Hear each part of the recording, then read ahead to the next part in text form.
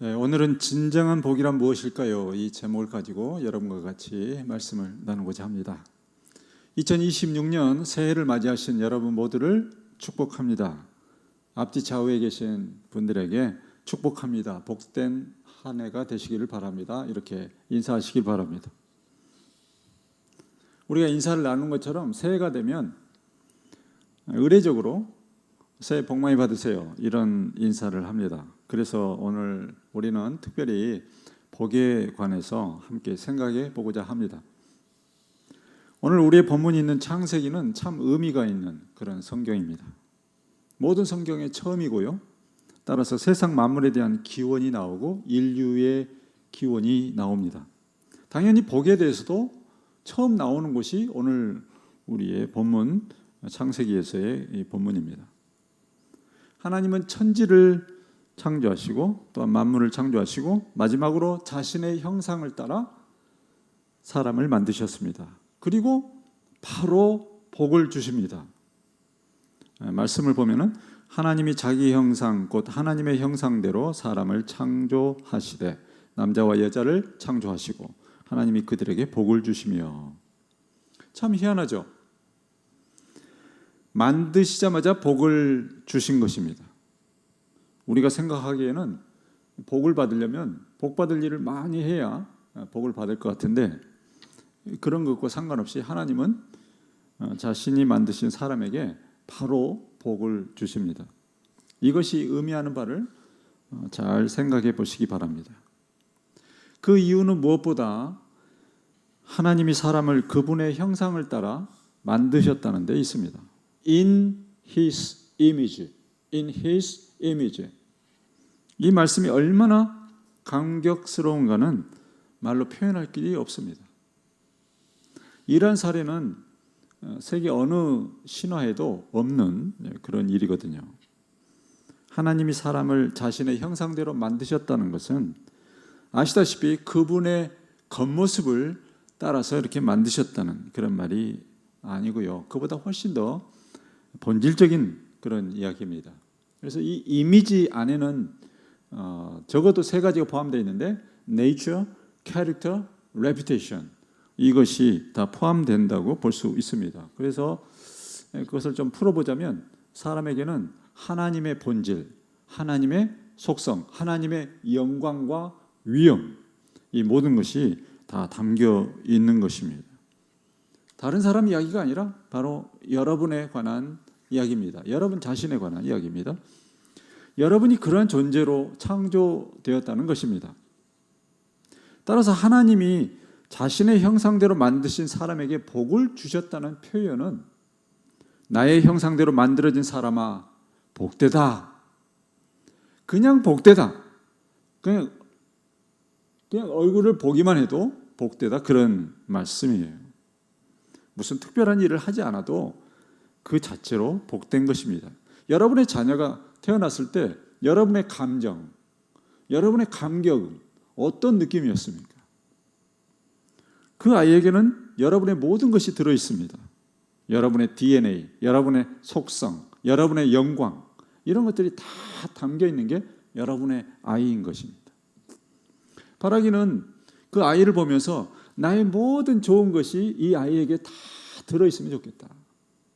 다 담겨 있으면 좋겠다. 그런 생각을 하면서 동시에 이 아이에게 혹시라도 부족한 것이 있다면 어떻게 해서든지 내가 이 아이를 그런 것들을 보충해 주고 싶다. 그런 마음이셨겠죠. 그러니까 오늘 이 본문에 나와 있는 복을 주신 거, 만드시자마자 복을 주신 거, 그 안에는 이러한 마음이 하나님의 마음이 담겨 있다고 우리는 그렇게 보는 것입니다. 따라서 거기에는 복이란 복은 다 망라되어 있다고 봐도 무방합니다. 이제 하나님이 최초의 사람에게 주신 복에 대해서 우리가 하나씩 살펴보도록 하겠습니다. 첫째, 생육하라입니다. 생육하라. 무슨 말씀이냐면 열매를 많이 맺으라는 말씀입니다.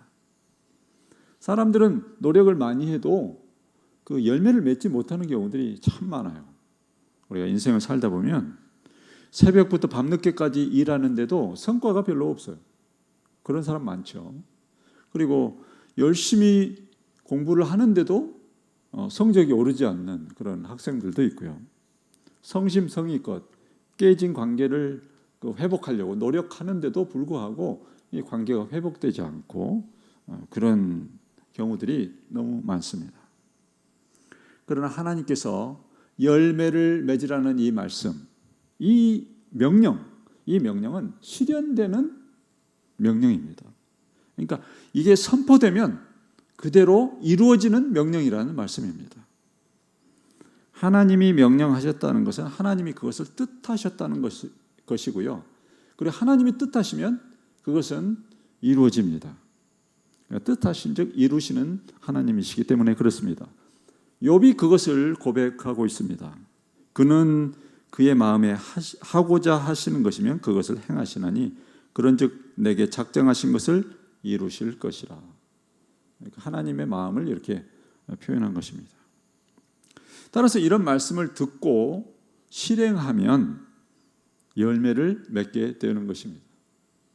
더욱이 이 시점에, 그러니까 하나님이 처음으로 인간을 만드신 그 시점에는 하나님과 사람 사이에 아무런 장애물이 없었습니다.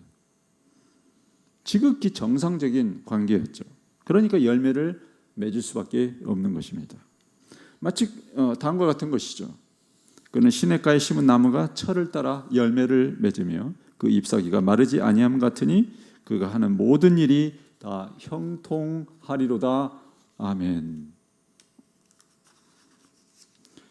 이처럼 명령이지만 실상은 그러한 복을 주시겠다는 선언입니다. 이런 명령이 떨어지면 어떻게 해야 돼요? 그냥 움직이면 돼요. 그 명령을 따라서 움직이면 됩니다. 그러면 움직이는 대로 복을 받습니다. 그러니까 일을 하면 그냥 잘 됩니다. 무엇을 손대도 그 일이 열매를 맺습니다.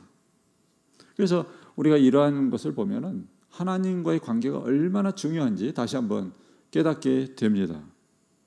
그냥 주고 싶은 관계, 하나님이 아무런 거리낌이 없이 그냥 주고 싶은 관계, 얼마든지 주고 싶은 그런 관계, 그 관계가 너무나도 중요한 것입니다.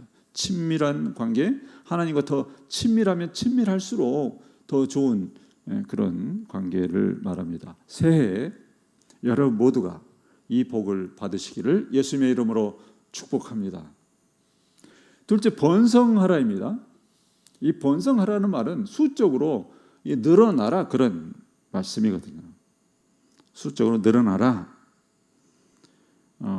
실제로 얼마나 늘어났습니까? 지금 이 명령이 선포될 때는 그 두 사람이었죠. 그런데 지금 지구상에 있는 인구를 보면 82억 명이 지금 살고 있습니다.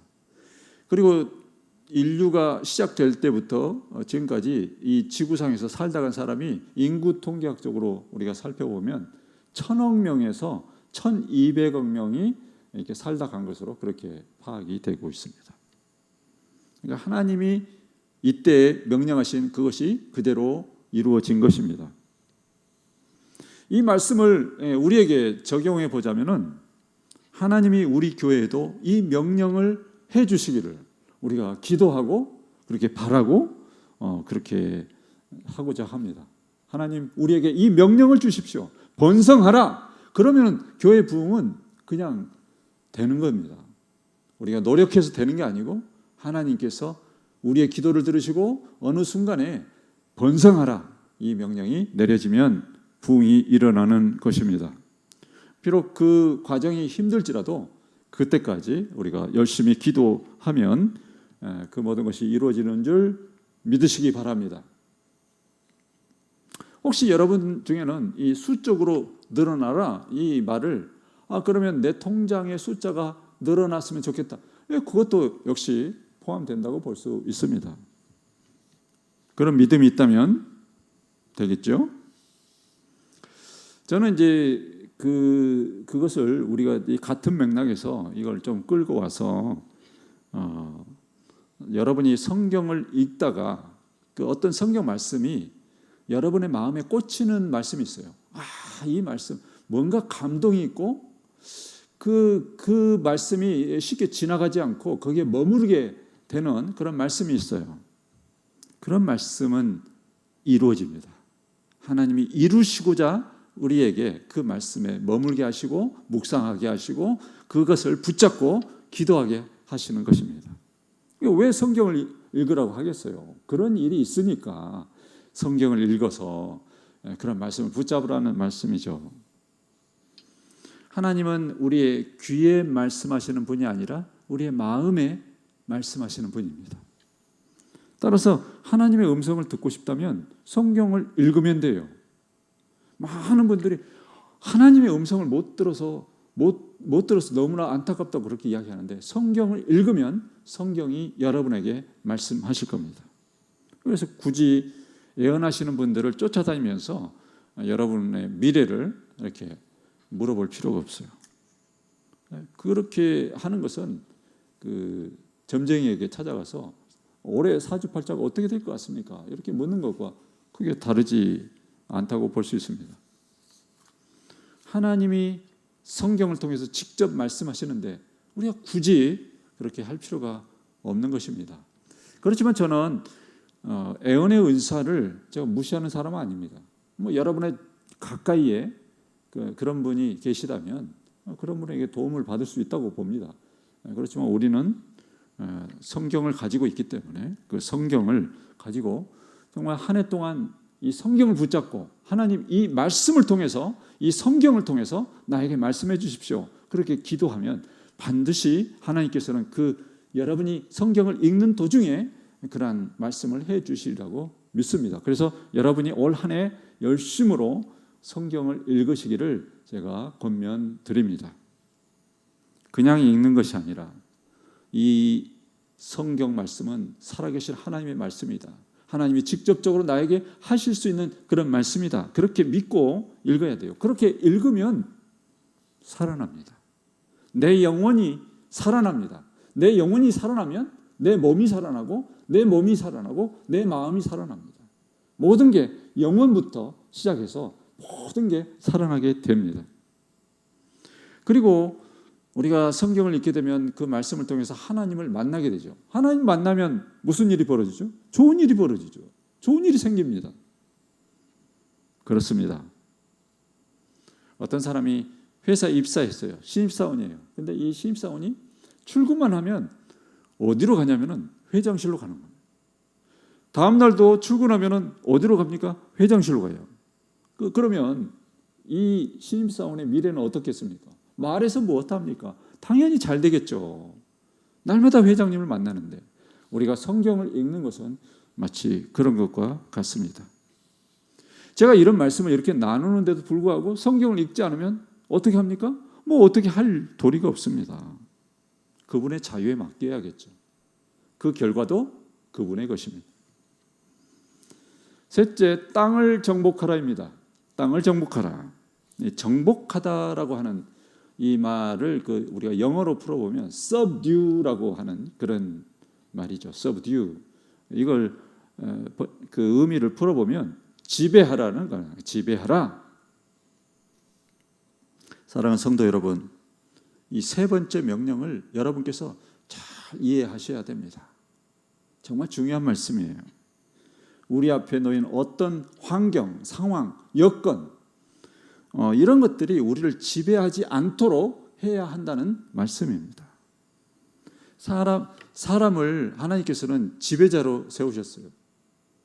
어떤 지배를 당하는 그런 사람이 아니라 세상을 지배하라 이렇게 세우신 것입니다. 그런데 이 명령이 떨어지자마자 마귀는 이 명령을 어떻게든 깨뜨리려고 그 명령이 선포된 그 순간부터 지금까지 계속 애를 쓰고 있습니다. 어떻게 하면 이 명령대로 우리가 지배자의 삶을 살지 못하게 할까? 그렇게 노력하고 있는 것입니다. 예를 들어서 에덴 동산에서 마귀는 그 하와를 꼬드겨서 어떻게 말합니까?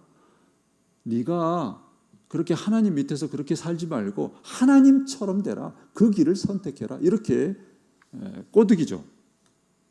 그런데 그 순간에 마귀는 다 알고 있어요. 그 결과를. 만약에 그렇게 하면 어떤 결과가 생긴다는 거 알고 있습니다. 어떤 결과가 있습니까? 하나님께로부터 쫓겨나는 거죠. 그걸 내다보고 그렇게 꼬드긴 겁니다. 그래서 그 결과 어떻게 됐습니까? 에덴 동산에서 쫓겨났어요. 그 다음에 어떻게 됐죠? 그냥 자기 밑으로 들어온 거죠. 마귀 밑으로. 그것을 내다보고 그렇게 한 것입니다. 지배자의 위치에 있던 사람이 이제 지배를 당하는 자로 전락한 것입니다.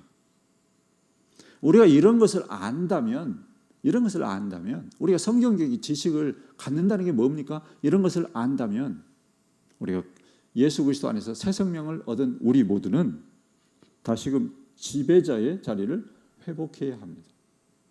어떤 상황이나 환경이나 여건이나 이런 것들에 굴복하지 말고 지배자가 되십시오. 여러분이 그렇게 마음을 먹어야 그렇게 됩니다.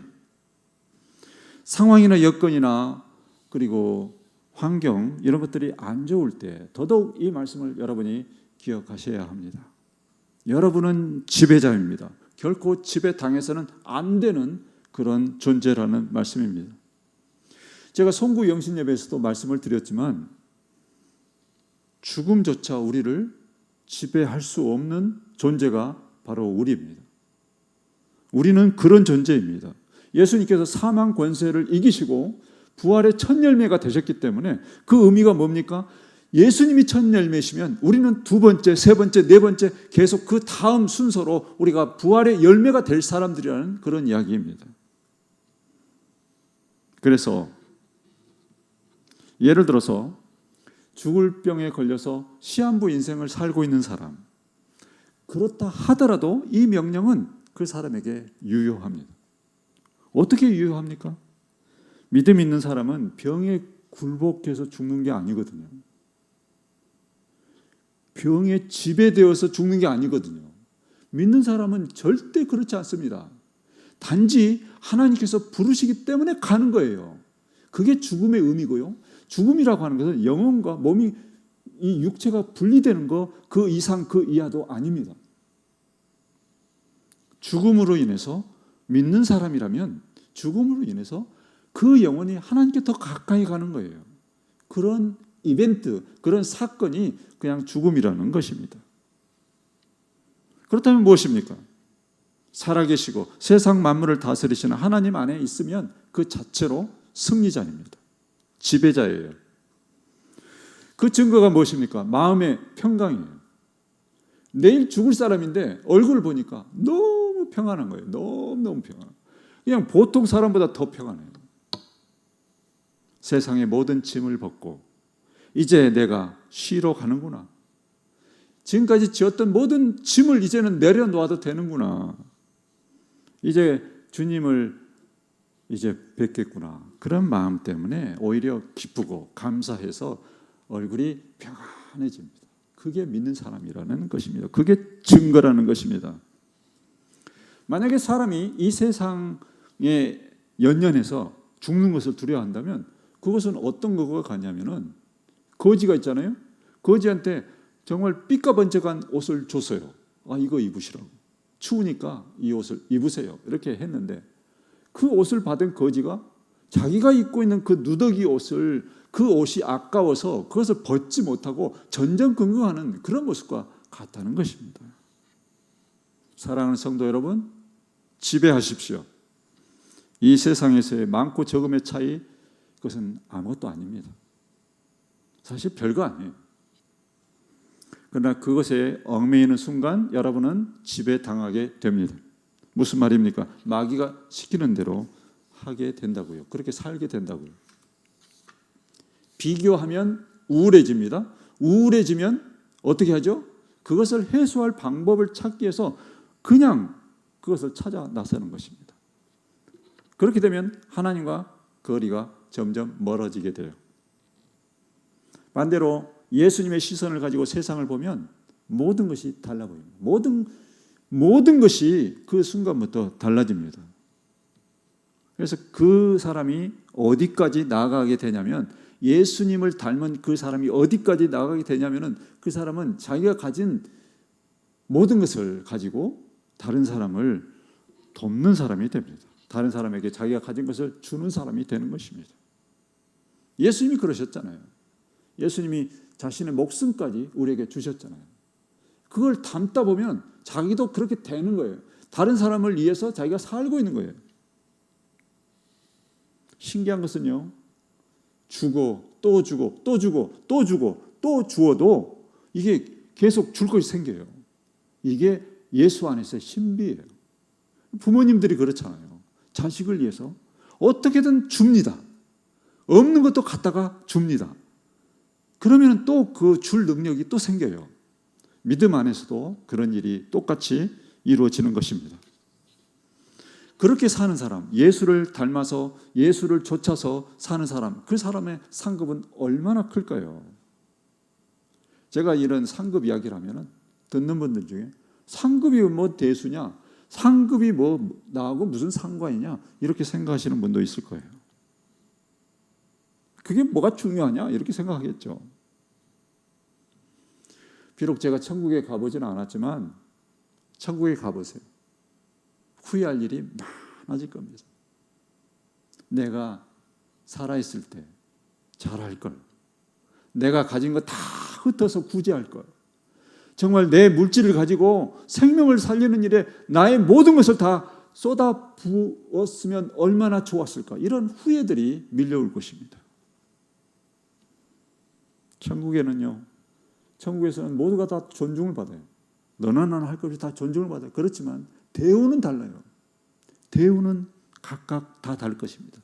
이 사람의 영광이 이만큼이면 저 사람의 영광은 이만큼이고, 그보다 훨씬 상급이 많은 사람의 영광은 훨씬 더 높은 영광을 가지고 살게 될 것입니다. 그렇지 않다면 우리 믿음의 선진들이 이 세상의 모든 삶을 다 희생하면서까지 그렇게 살았겠습니까? 그 상급을 바라보기 때문에 그들이 그렇게 산 것입니다. 사도 바울도 그 이야기 하잖아요. 내가 상급을 보고 달려가노라. 넷째, 이제 마지막으로 다스리라는 명령입니다. 다스리라고 하는 것은 단순히 지배하는 것, 여기에서 한 걸음 더 나아가서 지혜로운, 슬기로운, 조화로운 통치자가 되라는 말씀입니다. 다른 말로 하면은 그런 통치자가 될 수 있다는 것입니다. 너희는 그런 존재다, 그런 통치자가 되어라, 그 말씀이거든요. 명령이자 그리고 그 복을 주시고자 하는 선언입니다. 예를 들어서 이런 것입니다. 어떤 사람이 정말 하나님의 명령에 따라서 그런 슬기로운 통치자가 됐다.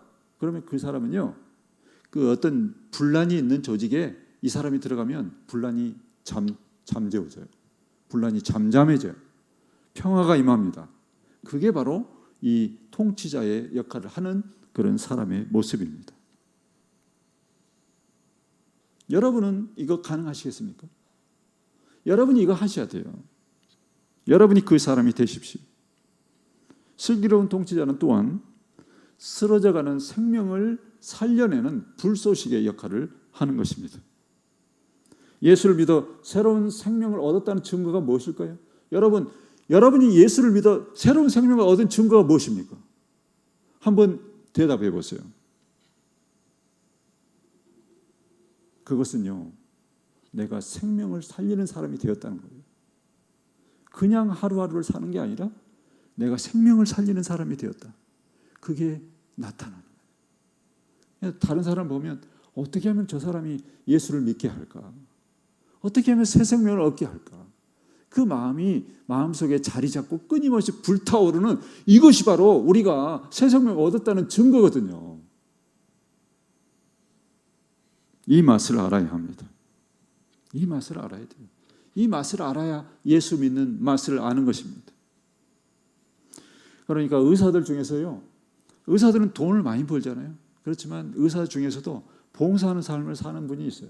수입은 뭐 적당히 이 정도 벌고 나머지 시간을 투자해서 오지에 가서 아니면은 정말 가난한 곳에 찾아가서 그들을 돕고 그들을 살려내고 그들을 치료하고, 근데 그것을 통해서 사람들이 막 살아나고 그 눈빛이 그냥 반짝반짝 새롭게 빛나게 되고 소망을 갖게 되고, 그런 것을 볼 때 그 사람들이 그 일을 멈출 수가 없는 거예요.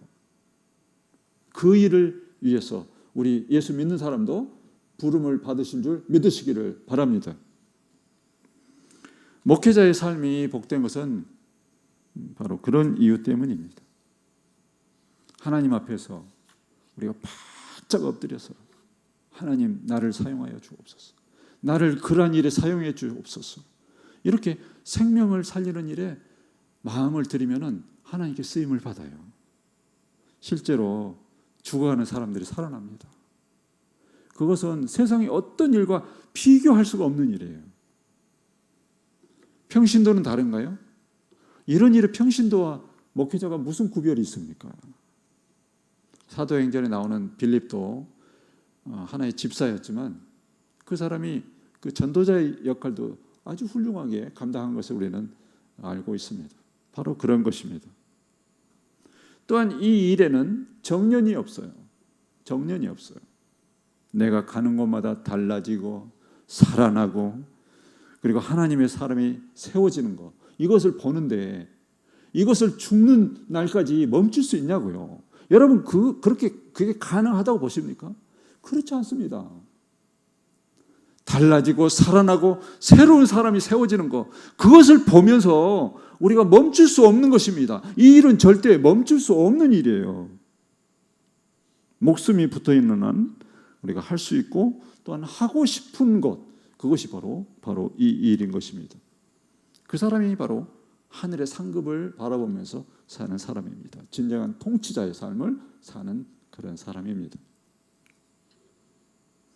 오늘 본문에 나오는 하나님의 명령들은 최초의 사람인 아담과 하와에게 주어졌습니다.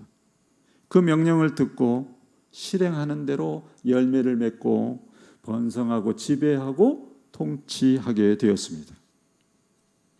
우리가 하나님과 바른 관계에 있다면 그런 일이 우리에게도 현실이 됩니다.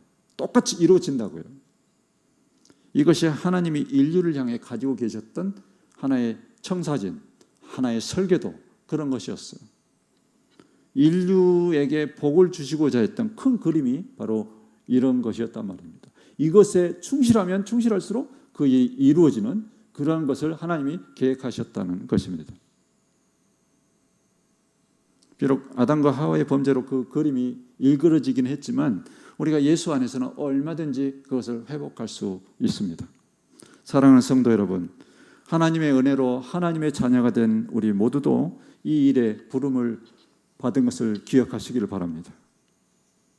여러분이 이러한 부르심에 충실할수록 여러분 자신이 복을 받을 뿐 아니라 여러분의 자녀들, 여러분의 후손들, 그 사람들이 같이 복을 받게 됩니다. 시편 37편 25절에서 26절을 보면 시편 기자가 이렇게 노래했습니다. 내가 어려서부터 늙기까지 의인이 버림을 당하거나 그의 자손이 걸식함을 보지 못하였도다. 그는 종일 은혜를 베풀고 구워주니 그의 자손이 복을 받는도다. 아멘. 특별히 전도자는 진정한 통치자예요. 그래서 은퇴가 없어요. 원래 통치자가 그렇잖아요. 죽을 때 끝나는 거예요. 올해 91세가 되시는 우리 어머니도 지금 여전히 이 일을 감당하고 계십니다. 오히려 이 전도자의 일은 그 사람이 이 땅에 계속적으로 머물러 있어야 되는 그런 명분이 되기도 합니다. 물론 이제 그 일을 마치고 천국에 가면은 천국에서 하나님께서 금면류관을 씌워주시겠죠. 자, 우리가 지금까지 우리가 복에 대해서 하나님이 최초의 사람에게 주시고자 했던 그 복에 대해서 우리가 살펴보았습니다. 그렇지만 이러한 하나님이 주시고자 하는 복이 있다 하더라도 그 복은 우리가 붙잡아야 돼요. 붙잡아야 내 복이 되는 겁니다. 아무리 들으면 뭐합니까? 그 복을 내가 붙잡을 때 내 복이 되는 것입니다. 만약에 눈앞에 강이 있습니다. 그 강에 이렇게 물이 이렇게 계속 흘러내려가고 있어요. 그런데 그 강을 흘러내려가고 있는 물을 보니까 거기에 뭔가가 이렇게 떠가요. 뭐냐면 복이에요. 복. 번성하라, 통치자가 되라, 지배자가 되라, 열매를 많이 맺는 사람이 되라. 이런 복들이 있어요. 근데 믿는 사람은 어떻게 하면 되냐면요, 손을 뻗어서 그 복을 손에 움켜쥐면 되는 것입니다. 이것이 아무에게나 허락된 것은 아니에요. 안 믿는 사람은 그것이 허락되지 않았어요. 눈으로 보면서도 그것을 집을 수 없는 게 믿지 않는 사람의 모습입니다. 여러분은 어떻게 하시겠습니까? 오늘 이 자리에서 예배를 드리시는 여러분은 어떻게 하시겠습니까? 오늘 예배에 참석하신 여러분 모두는 이 말씀을 듣고, 아, 그래, 나도 이제 정말 마음속에 새로운 마음을 가지고 2026년 이 한 해 동안에는 내가 하나님의 이 명령에 충실한 그런 사람으로 살아서 열매를 많이 맺고 번성하고 그리고 지배자로 살고 통치자로 사는 그러한 삶을 회복해야 되겠다. 내가 마음 먹으면 하나님께서 그것을 해 주실 줄로 믿는다. 이렇게 기도하시고 한 해를 살아서 하나님의 복을 받아 누리시는 여러분 되시기를 예수님의 이름으로 축복합니다. 하나님 아버지 감사합니다.